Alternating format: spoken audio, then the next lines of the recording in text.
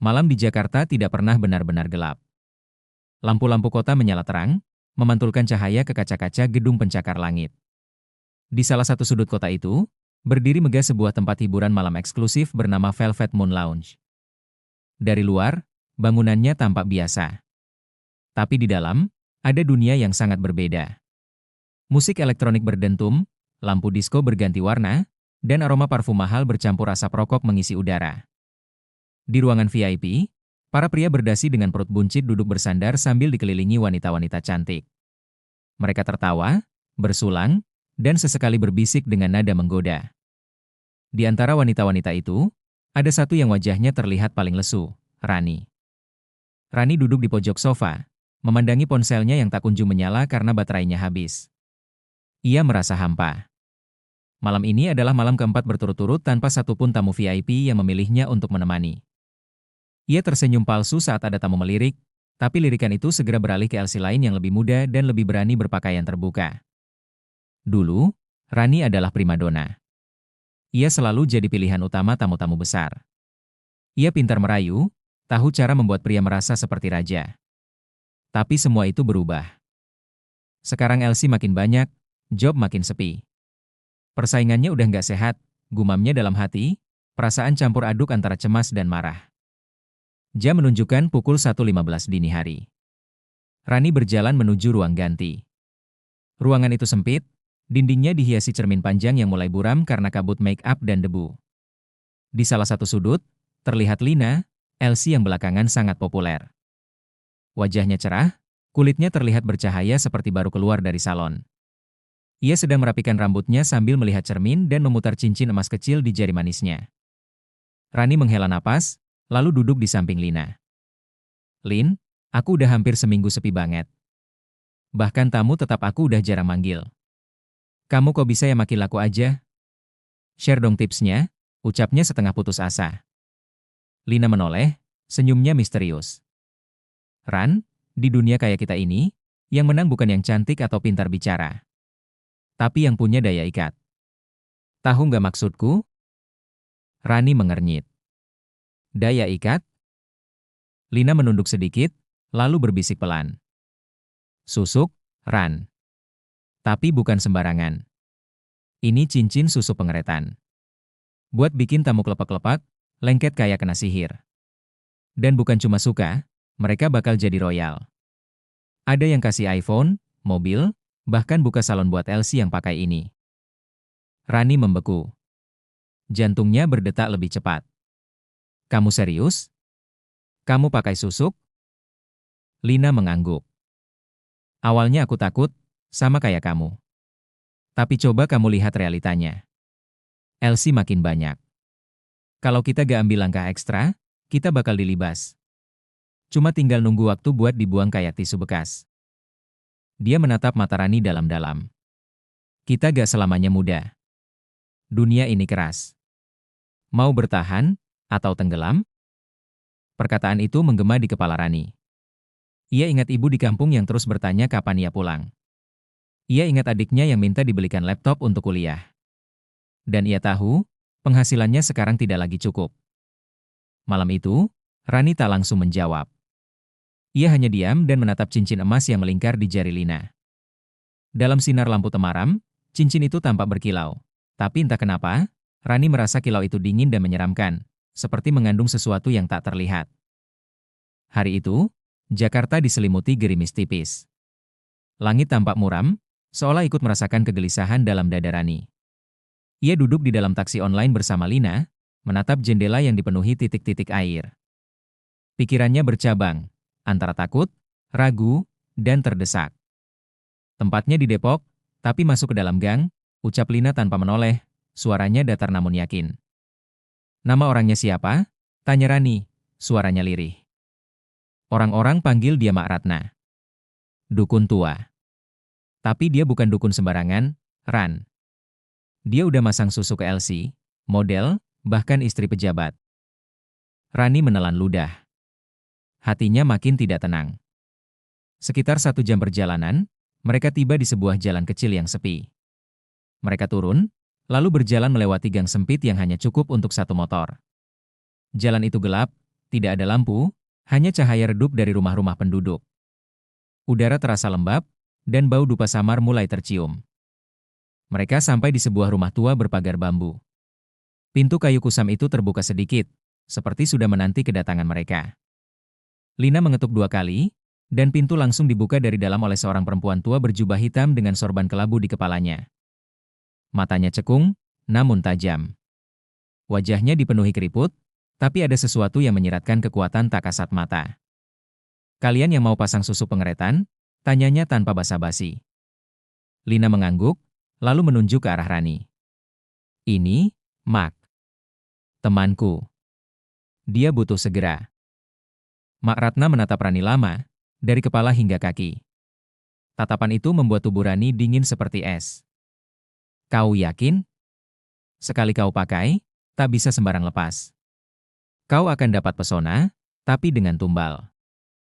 "Tumbal?" Rani tersentak. "Tak harus nyawa, kadang cukup darah. Kadang cukup ketenangan hidupmu. Semua tergantung seberapa besar nafsumu." Rani diam. Kepalanya ingin menolak, tapi hatinya seperti didorong oleh rasa haus akan pengakuan, keinginan untuk kembali berkuasa di dunia malam. Malam itu, ritual dilakukan di ruang belakang rumah Mak Ratna. Ruangan itu pengap, dindingnya dipenuhi rajah dan kain kafan yang digantung di setiap sudut. Di tengah ruangan, ada tikar pandan yang sudah usang dan sebuah kendi besar berisi air kembang 7 rupa. Rani diminta membuka seluruh perhiasannya dan mengenakan kain putih tipis. Ia duduk bersila di depan lilin besar berwarna merah darah. "Pejamkan matamu. Bayangkan wajah tamu-tamu yang kau inginkan datang padamu. Bayangkan dompet mereka terbuka, uang mengalir seperti sungai." Mak Ratna mulai melantunkan mantra dalam bahasa Jawa kuno, diselingi desisan dan bisikan halus yang sulit dimengerti. Ia mengambil cincin kuningan kecil yang kemudian direndam dalam darah ayam cemani, ayam hitam yang sebelumnya disembelih tanpa suara di belakang rumah. "Ini cincin susu pengeretan. Kau akan jadi pusat perhatian. Aura MU akan menonjol dibanding LC lain. Tapi ingat, jangan pernah sholat dalam keadaan memakainya. Jangan mendekat ke masjid. Jangan buka Quran. Dan jangan lupa memberi makan penjaga cincin ini, minimal sebutir telur setiap malam Jumat Kliwon." Saat cincin itu disematkan ke jari manis tangan kiri Rani, lilin tiba-tiba berkedip. Udara berubah dingin. Di telinganya terdengar bisikan samar, seperti suara perempuan menangis atau tertawa. Ia tak bisa membedakannya. Tapi yang pasti, sejak saat itu, tubuhnya merasa lebih ringan. Wajahnya tampak lebih bersinar saat bercermin. Rani merasa puas. Untuk pertama kalinya sejak lama, ia merasa punya kendali kembali. Tapi ia tidak tahu, malam itu adalah awal dari sesuatu yang jauh lebih gelap dari sekadar dunia malam. Sejak malam itu, hidup Rani mulai berubah. Perubahan itu tidak datang secara tiba-tiba, melainkan perlahan, seperti racun yang merayap tanpa disadari. Malam pertama ia kembali ke Velvet Moon Lounge, para pria mulai memperhatikannya lagi. Mata mereka menempel pada wajahnya. Bahkan beberapa LC lain sempat berbisik, "Kok Rani sekarang beda, ya? Kayak, bercahaya gitu." Di dalam ruang VIP, seorang tamu bernama Pak Haris, pria parubaya berkantong tebal dan terkenal pilih-pilih dalam memilih LC, tiba-tiba memanggil Rani. "Duduk sini, kamu yang namanya Rani, kan? Saya belum pernah lihat kamu sebelumnya," katanya sambil tersenyum. Padahal, Rani tahu, 2 bulan lalu Pak Haris pernah menolaknya mentah-mentah. Tapi malam itu, ia seperti lupa. Malah menyentuh tangan Rani dan berkata, "Kamu beda. Ada sesuatu dari kamu yang bikin tenang." Malam itu, Rani mendapat tips 15 juta rupiah. Di luar dugaan, Pak Haris juga mentransfer tambahan 10 juta rupiah untuk beli skincare. Rani pulang ke kos dengan mata berbinar dan jantung berdebar. Cincin di jarinya terasa hangat. Ia tak tahu apakah itu sugesti atau efek dari ritual, tapi satu hal yang pasti, ia merasa berkuasa. Dunia malam, yang dulu seolah menelannya, kini berada di bawah kakinya. Hari-hari berikutnya, semua berubah drastis. Para tamu berebut memanggil nama Rani. Bahkan beberapa pria muda, yang biasanya memilih LC yang lebih vulgar, kini lebih memilih Rani yang hanya duduk anggun dan bicara perlahan. Salah satu tamu bahkan membelikan Rani motor baru. Yang lain mengirimkan tas branded, dan ada pula yang secara diam-diam mentransfer uang bulanan ke rekeningnya. Semua Elsie mulai iri. Dia pasti pakai sesuatu, deh. Aura dia gak wajar. Gak mungkin cuma skincare, glow-nya beda. Namun, di balik senyum kemenangannya, Rani mulai merasakan sesuatu yang tidak beres. Pada malam ke-13 sejak memakai cincin susuk, Rani terbangun pukul 3 dini hari. Kamar kosnya gelap. Tapi ia mendengar suara langkah kaki dari langit-langit. Tok, tok, tok. Lalu disusul suara isakan pelan. Ia duduk dan menyalakan lampu, tapi suara itu tetap ada. Di sudut ruangan, cermin riasnya mulai berembun, meski tidak ada AC ataupun kipas menyala. Dan dalam embun itu, samar-samar terlihat bayangan wajah perempuan lain, bukan dirinya. Wajah itu pucat, matanya hitam pekat. Rani menjerit dan menutup wajahnya dengan selimut. Tapi suara isakan itu tak kunjung hilang. Beberapa hari kemudian, karena merasa bersalah dan takut, Rani mencoba sholat. Ia mengambil wudhu dan mengenakan mukena. Tapi begitu ia mulai membaca surah Al-Fatihah, tubuhnya terasa kaku. Tiba-tiba, lampu kamar padam. Lilin aromaterapi yang biasa ia nyalakan berkedip-kedip, lalu mati. Cincin di jarinya terasa panas seperti besi terbakar. Ia berteriak dan terjatuh. Mukena yang ia kenakan robek di bagian dada, padahal sebelumnya utuh. Ia teringat ucapan Mak Ratna. Jangan pernah pakai ini kalau kau mau mendekat ke masjid atau sholat. Cincin ini bukan untuk mereka yang suci. Tangisnya pecah. Tapi rasa takutnya tidak cukup besar untuk membuatnya lepas dari cincin itu. Dalam pikirannya masih terngiang. Tapi aku butuh uang. Aku masih butuh bertahan. Aku belum siap kehilangan pesona ini. Dalam 2 minggu, Rani menjadi Elsie paling populer di Velvet Moon. Pemilik lounge bahkan menaikkan tarifnya 2 kali lipat. Tapi kemudian, hal-hal aneh mulai terjadi. Seorang tamu mengalami kejang-kejang setelah bersentuhan dengan tangan Rani terlalu lama. Dokter mengatakan penyebabnya tidak diketahui. Seorang Elsie lain pingsan usai melihat mata Rani di cermin. Ia mengaku melihat bayangan hitam menyelimuti Rani dari belakang. Bahkan Lina, yang dulu memperkenalkan Rani pada susu pengeretan, mulai menjauh. Ia tampak pucat dan sering berbicara sendiri. Malam itu, Lina datang diam-diam ke kamar Rani dan menangis di depan pintu. Ran, aku gak kuat. Aku mimpi terus dikejar perempuan berselendang hitam. Katanya, waktuku sebentar lagi. Wajahnya basah air mata. Tangannya gemetar, dan di pergelangan tangannya terlihat luka cakaran seperti bekas kuku panjang. Lina, kamu kenapa? Tanya Rani ketakutan. Lina hanya menatapnya kosong. Kita sudah bermain terlalu jauh, Ran. Kita sudah melewati batas yang tak bisa kita tarik kembali. Suasana di Velvet Moon Lounge mulai berubah. Jika dulu tempat itu penuh dengan canda tawa, sekarang mulai dihantui kesunyian dan kecanggungan yang sulit dijelaskan. Para tamu mulai berkurang, bukan karena ekonomi, tapi karena desas-desus yang menyebar diam-diam. Konon, beberapa tamu yang pernah berhubungan dengan Rani dan Lina mengalami kejadian aneh. Ada yang kerasukan saat tidur dan meracau menyebut nama Rani berkali-kali. Ada yang melihat sosok hitam duduk di ujung ranjang, menatap tajam, lalu menghilang sebelum azan subuh. Bahkan salah satu tamu tetap, seorang pengusaha real estate, meninggal mendadak di kamar hotel. Tubuhnya ditemukan dengan leher penuh luka lebam berbentuk jari-jari panjang, tapi dokter tidak bisa menjelaskan penyebab pasti kematiannya. Sementara itu, Lina semakin kacau. Wajahnya yang dulu cerah kini tampak kusam. Matanya cekung, dan tubuhnya kurus drastis hanya dalam hitungan minggu.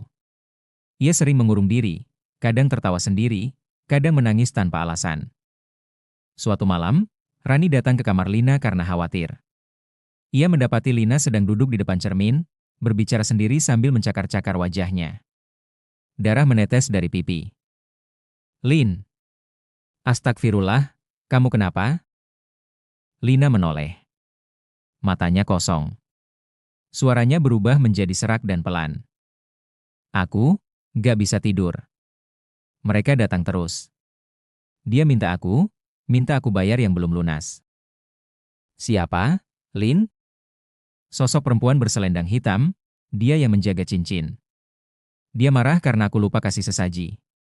Dia bilang, waktuku tinggal 1 malam Jumat lagi. Rani menjerit. Ia mencoba melepas cincin Lina, tapi cincin itu menempel erat. Seolah sudah menjadi bagian dari kulitnya. Bahkan saat diguyur air, cincin itu menghitam seperti terbakar, dan Lina malah menggeliat kesakitan seperti terbakar dari dalam. Beberapa hari kemudian, kabar menggemparkan datang. Lina ditemukan gantung diri di kamar mandi lounge. Tidak ada catatan bunuh diri. Tidak ada jejak kekerasan. Tapi yang membuat semua orang bergidik adalah dinding kamar mandi dipenuhi coretan kuku, seperti seseorang berusaha mencakar keluar. Cermin pecah dengan bekas telapak tangan berdarah. Dan di bawah tubuh Lina, tergeletak cincin susuknya, pecah menjadi 2 dan menghitam seluruhnya. Pemilik lounge menutup tempat itu selama seminggu. Rani terpukul berat. Ia menyesal.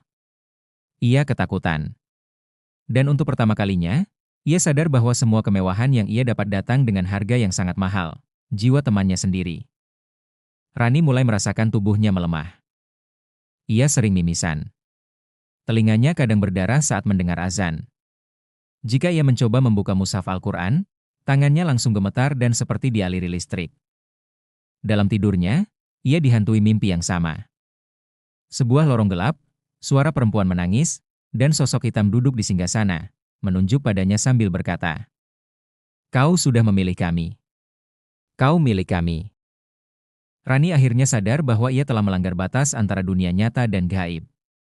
Dan tidak ada jalan keluar kecuali satu, kembali pada Allah.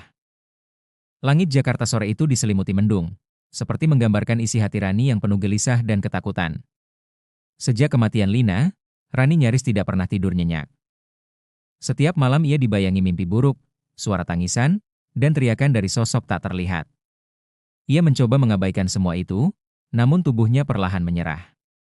Wajahnya pucat, berat badannya turun drastis, dan ia mulai batuk darah. Dalam keadaan limbung, Rani nekat mendatangi musala kecil di dekat kosannya, tempat yang dulu tidak pernah ia lirik. Di sana, ia bertemu dengan seorang ustaz muda bernama Ustaz Fadli, yang dikenal sabar dan terbuka pada siapa saja. Rani duduk di teras musala, dengan mata sembab dan tubuh gemetar. "Ustaz, saya butuh bantuan," katanya lirih. Ustaz Fadli menatapnya lembut, tanpa rasa menghakimi. "Tenang, Mbak. Silakan cerita. Jangan takut. Allah Maha menerima tobat." Dengan suara bergetar, Rani menceritakan semuanya. Dari pekerjaannya sebagai LC, cincin susu pengeretan, ritual Makratna, kematian Lina, hingga mimpi-mimpi yang menyiksa. Ia bahkan menunjukkan cincin di jarinya yang saat itu tampak menghitam di bagian dalam, seperti terbakar dari dalam kulit. Ustaz Fadli menyarankan agar Rani mengikuti ruqyah syariah, proses penyembuhan dengan membacakan ayat-ayat Al-Quran untuk membersihkan jiwa dari pengaruh jin dan sihir. Malam pertama ruqyah dilakukan di musala. Saat ayat-ayat suci dilantunkan, Rani mulai menangis tak terkendali. Tubuhnya menggigil hebat. Tiba-tiba, suaranya berubah berat dan matanya melotot. "Jangan ganggu kami. Dia milik kami. Dia sudah diserahkan." Suasana menjadi mencekam. Para jamaah yang ikut mendoakan terdiam, merinding. Ustaz Fadli tetap tenang, melanjutkan bacaan ayat-ayat ruqyah, terutama surah Al-Baqarah dan Al-Mu'minun. Beberapa kali Rani muntah cairan hitam pekat yang berbau anyir. Cincin di jarinya akhirnya dilepas paksa setelah dibacakan doa pelindung. Saat terlepas, cincin itu retak sendiri dan hancur menjadi debu di tangan Ustaz Fadli. Semua yang melihatnya terdiam, seolah menyaksikan sesuatu yang tidak bisa dijelaskan oleh logika. Setelah ruqyah, Rani memilih meninggalkan dunia malam. Ia pindah ke sebuah pesantren wanita binaan Ustaz Fadli yang khusus membantu para perempuan yang ingin hijrah. Di sana, ia belajar mengaji dari nol, mengenakan jilbab panjang, dan mengikuti kajian rutin. Perjuangannya tidak mudah. Ia harus melawan trauma, rasa bersalah, dan bisikan-bisikan gaib yang kadang masih muncul. Tapi kini, setiap kali ia merasa goyah, ia bersujud dan menangis di atas sajadah. "Ya Allah, jangan tinggalkan aku. Aku sudah terlalu jauh. Tapi aku ingin pulang." Ia mulai membagikan kisahnya ke komunitas hijrah perempuan. Banyak yang menangis saat mendengar ceritanya. Beberapa LC dan perempuan malam lainnya mulai menghubunginya diam-diam, meminta bimbingan agar bisa keluar dari jalan yang sama. Rani bukan lagi perempuan malam yang dipuja karena pesona gaib. Ia kini dipandang sebagai perempuan kuat yang selamat dari jerat setan. 3 tahun kemudian, Rani kini menjadi pengajar tahsin untuk ibu-ibu dan mantan pekerja hiburan malam. Ia tinggal di rumah sederhana dekat pesantren, dan aktif berdakwah lewat media sosial. Setiap malam Jumat, ia menyedekahkan makanan untuk anak yatim dan mendoakan Lina, sahabatnya yang telah lebih dulu pergi karena pesona palsu itu. Di dalam hatinya, ia tahu, hidup adalah ujian, dan hanya Allah lah tempat bersandar yang sejati. Tidak ada kekuatan selain kekuatan dari Allah. Tidak ada kecantikan selain akhlak yang bersih. Dan tidak ada daya pikat selain cahaya iman.